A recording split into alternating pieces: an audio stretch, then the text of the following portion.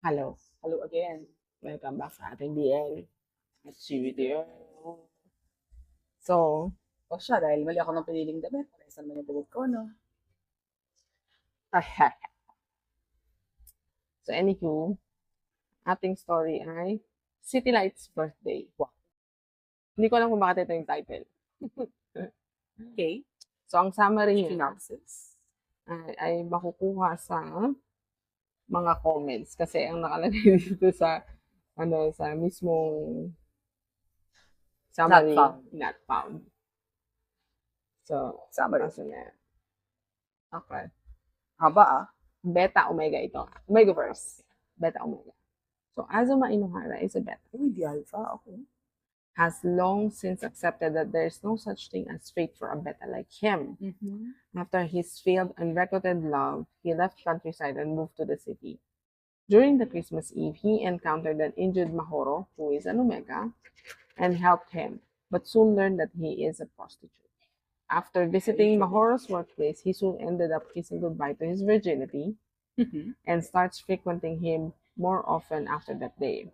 Soon he starts developing his feelings, but also learns that Mahoro is working here to earn money in order to hire a private detective to search for a person he met when he was 5. And soon, Asuma decided to help him find his destined person. Tapos siya pa rin. No, hindi siya yun. Okay. So basically, wala po si kuya mo. Pero aga-aga doon ah. Wala sa office nga namin, hindi lang basta Krispy Kreme. Ano tayo, Jayco talaga eh. Anyways, Kanina alas 6. Indomie naman na sa inyo yun. Anyways. Anywho, as mentioned, itong story na ito ay medyo sad. Oh.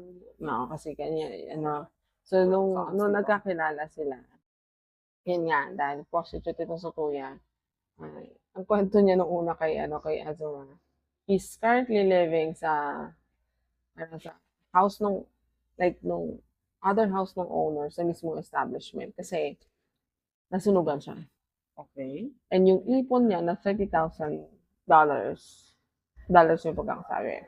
$30,000 nasa loob ng bahay kasamang nasunog. So it means mga 3 million yun na ipon. Mm-hmm. Kasi nga, ang balak niya, mag-hire ng detective para hanapin ang kanyang destined person na nakilala niya nung 5 years old siya. Destined as in yung fated mate. Fated mate mo. So, That's okay. Ngayon, Bata niya naman nakilala yun. Yun nga, ang pinaka-premise, why didn't I meet you sooner or later? True. Why did I meet you at that point in time? Parang ganon. So ngayon, yun nga ang sabi na Azuma's been frequenting Mahoro dun sa workplace. And they've been having sex, ganyan. Oh, baho niya rin. Pero nung nalaman ni Azuma yung story niya na bakit siya mag-hire ng detective, he decided to help. Sabi niya, kasi parang nakapakita. Anyways. Kasi parang sabi niya, he does believe in fated mates. Kasi may kakilala siya na met his fated. Kunento niya yung story na kung sino yung kakilala niya. Yun pala, he was, during high school, he was in love with a girl. Okay. And then, nung nagbisita si girl sa bahay nila, nagkakilala si girl at yung kapatid niya na twin niya. So, yung twin niya is an alpha and he's a beta.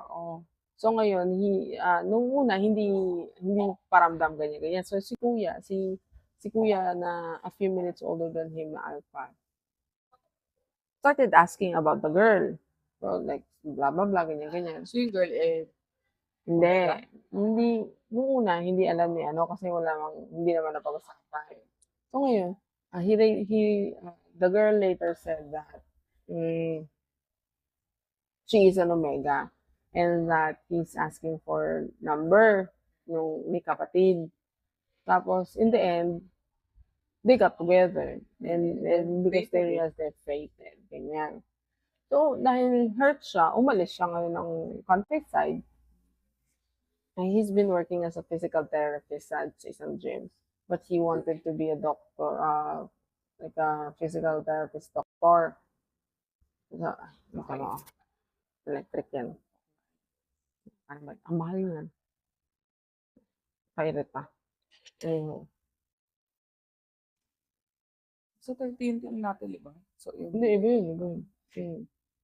Mahal yun. Sucks. So, yun. Di, nung yun nakwento niya, kaya siya nagsabi na he believes in fated mate. Kasi,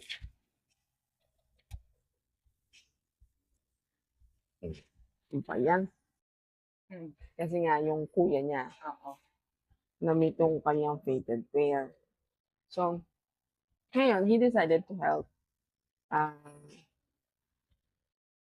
Kahit na gusto niya na si Mahoro. Mm. Oo, kahit na nai-inlove na siya, ganyan-ganyan. Pero siya, parang, um, they've been starting looking into, kasi may iniwang notebook si Ren ang nakalagay na pangalan doon sa, sa drawing book.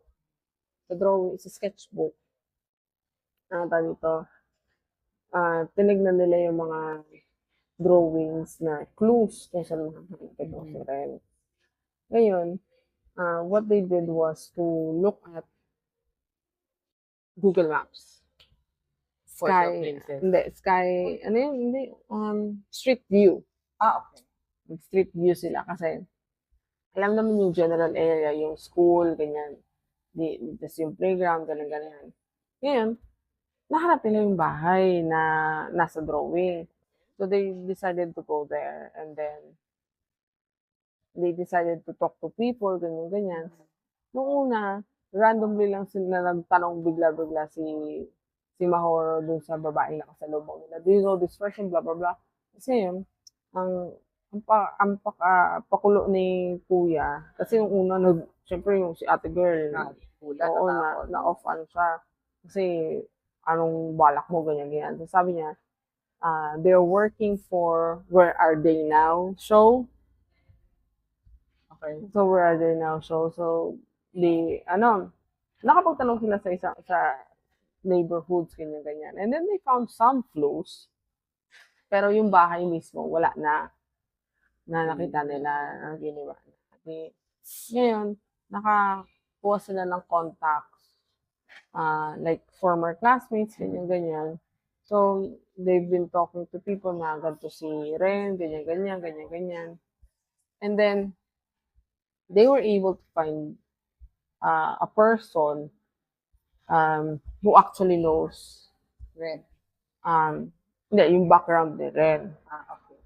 So, ang tawag dito, si Ren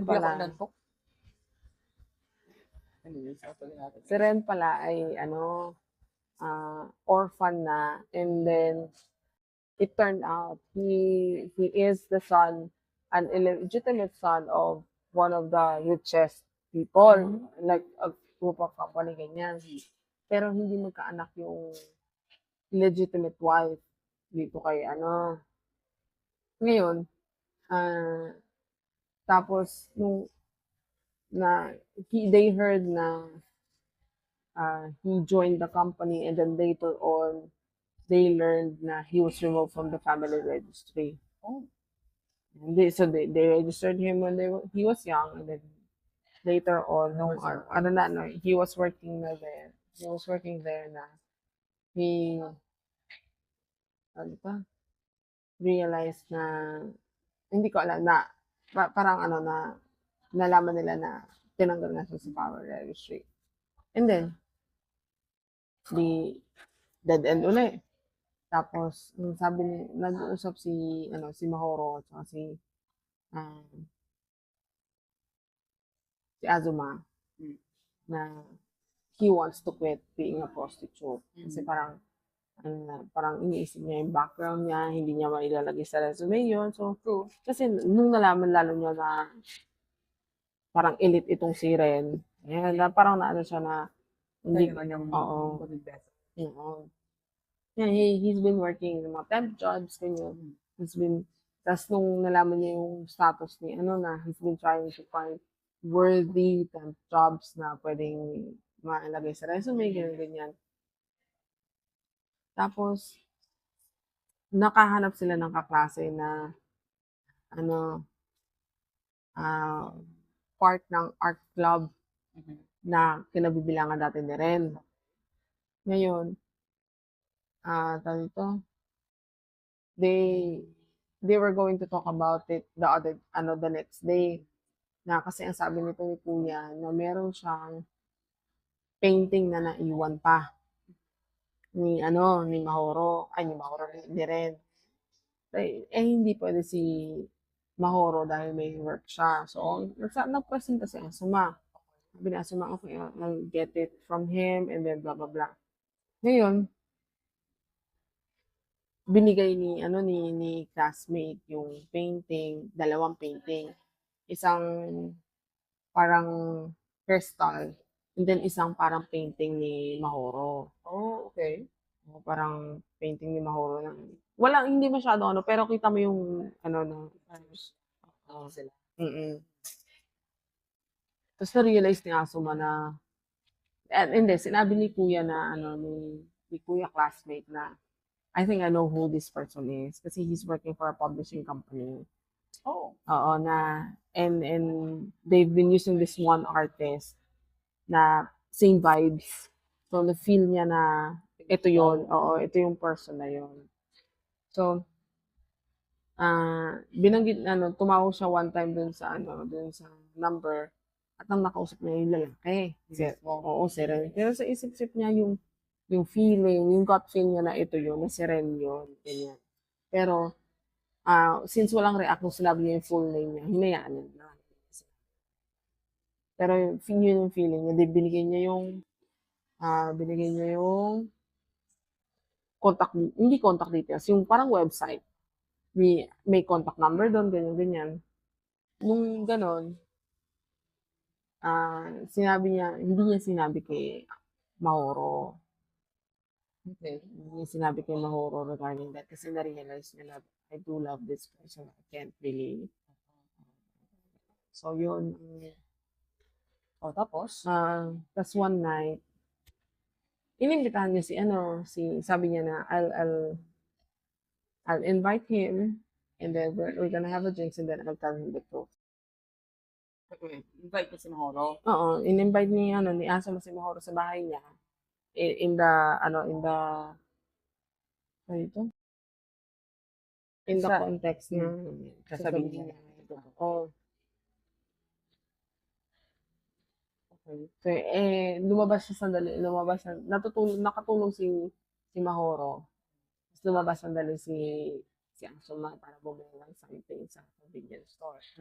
Tapos pagising ng Mahoro, nakita niya yung paintings. Parang sa isip niya, why did you hide it from me? oo, parang gano'n, why did you hide it from me? And then sabi ni Asuma, I'm sorry, I love you, ganyan. Tapos biglang nag-hit si kuya mo.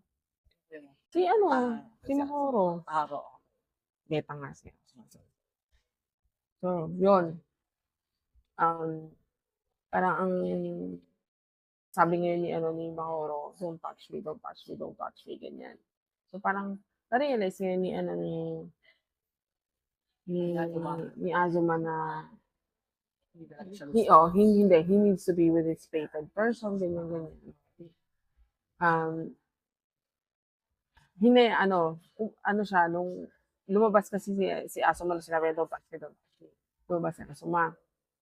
Tapos nung pagkalabas ni Mahoro doon sa apartment ni Asuma, wala na si Asuma. So, hindi. Then after that, it's been weeks since nagkita sila. Tapos, si Asuma, umuwi pala sa kanila.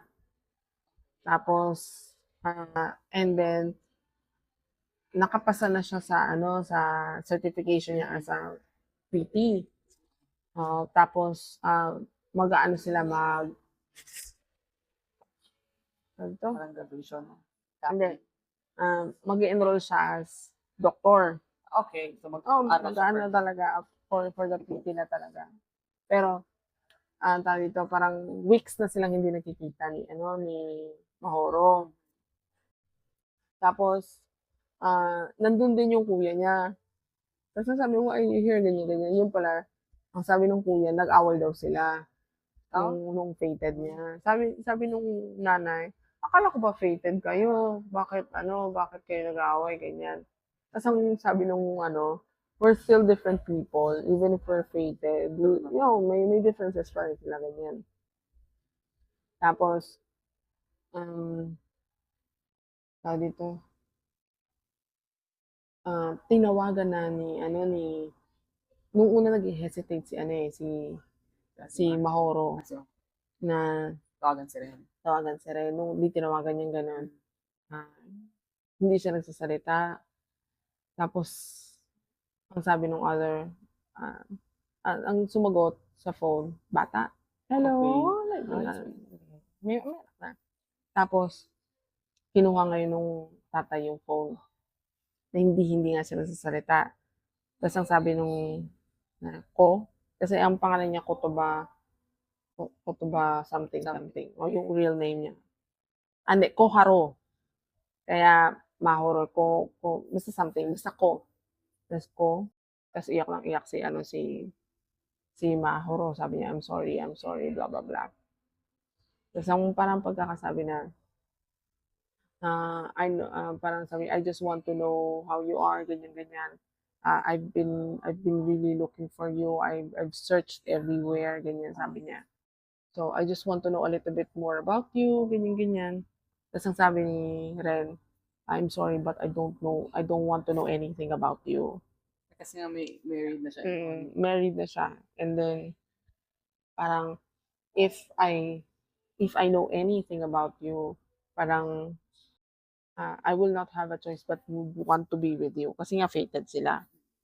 So ngayon, ang nangyari, iniwanan lang siya ng letter ni Ren sa isang locker sa Japan, Sa mga coin lockers oo, doon. isa sa mga coin lockers doon. Yung inaanuhan lang ng code, hindi yung hindi yung susi, yung sa code lang. Tapos, nandun yung story niya, what happened, ganyan, ganyan. Yung gustong malaman. Oo. Kasi I know you want to know more about me. This is what happened, blah, blah, blah. And then, ang sister pala, he feels like he's a failed alpha kasi he's going blind.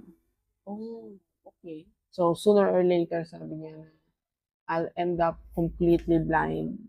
Pero I met someone na I treasure. Parang gano'n sa pagkakasabi niya. Nangangapulat ako.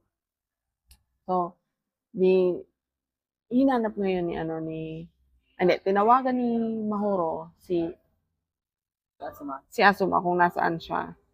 And then they met up dun malapit sa station nung bahay ng parents ni Asuma. Ang kating meron kang dyan? Drops? Asuma ako din.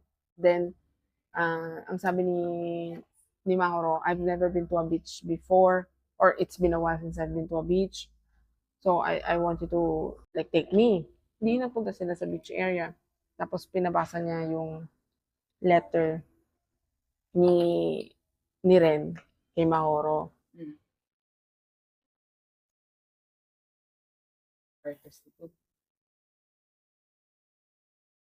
So, parang, ang sabi ni Ren, no, that's unfair. Why would he do that? He's your fated, blah, blah, blah, ganyan, ganyan. So, Itong si Asa, tanggap niya. Oo, tanggap niya na sabi niya na, even if he's my fate, you're the one I love. Di. Wala po. Ibig sabihin, may something sa mata mo kay Maki. Wait ka na naman. May nangyari talaga pag dahil na napag-wet ka. Hindi, pag iniyak ko siya, saka siya nawawala. Makati eh.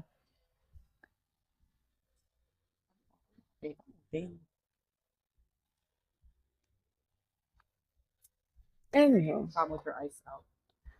So, in the end, they got together kasi nga, They love parang, each other naman. oh, they do love each other. Na hindi lang talaga sila fated, but still, sa ilang story nga, di ba, na, They chose. at saka, he was able to find a good combination of medicine na, ang cute mo nga, sa laki. Ayun, no?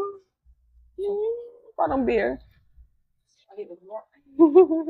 So, Na hindi masyadong harsh yung effect sa kanya.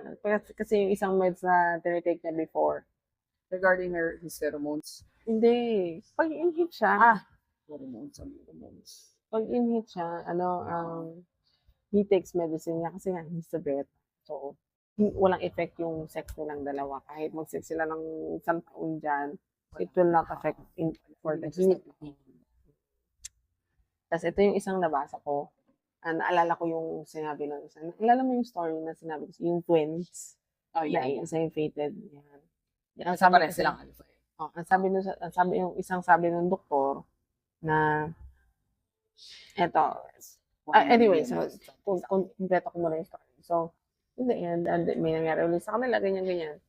So, ang tawag dito, like yung extra nito, he already got his license. Hindi. Ang tawag dun sa entrance, acceptance letter sa university for doctors. Oo, doon sa gusto niya maging doctor. So, they're together. That's it. So, I like this story because fate against all odds. Yung hindi siya pinalo lang yung fate. And then yung parang yung dedication ni Beth kay Omega na gano'n. Pero ang sabi nila, parang ito panakit butas si Beta. Well, I don't think so. Kasi just because you're fated doesn't mean you're... Wait, let's say, you don't have a choice. It may be possible na parang kukuha siya, yes. But eventually, been with someone for a while and they give you all that attention. Hindi kasi panakit butas eh. Kasi yung tawag dito? He loves that person. No. Hindi na Hindi. Sabihin na nga natin na, yes, posible nga. Pero eventually, when you start to love that person, it's love. Pero hindi yung story.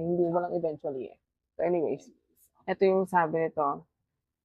The doctor in one of these mangas said it perfectly. Ito yung sinasabi kong twins kanina. Di ba?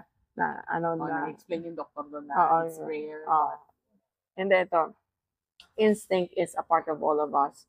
Just more so for alphas and omegas. But that can definitely lead us to fated one. And that can definitely lead us to fated one. However, humans as a whole are made up of more than just instincts. We have our own personality, our different views, and are a product of our environment. So even though instinct can show you fate, it doesn't mean it becomes the sole outcome. Instinct shows the possibility of a long-time bond and relationship, but that doesn't breed love. That's why I believe he said that even though Ren was his fated one, Asuma was the person his heart chose to love. So yun yung naaalala mo yung story na yun. Yung magkapatid na iisang tapos nung nakita uli sila, exactly. So, parang bakit nangyari yun, ganyan-ganyan. So, in a way, it's just genetics. It's really just genetics. It doesn't really have to do anything with love. Kasi may ibang fated pairs nga na they've been taking advantage of the alpha eh. Kasi it's fate. So, bara-barang trakto lang. It's just that because it's there. And it's available easily. So, kahit fated pair sila, yung si Alpha may kinakalabari para iwain. So, they can. So, may galang yung hindi. Yes. So, that is all for our BL at CBTL. Bye. Bye-bye.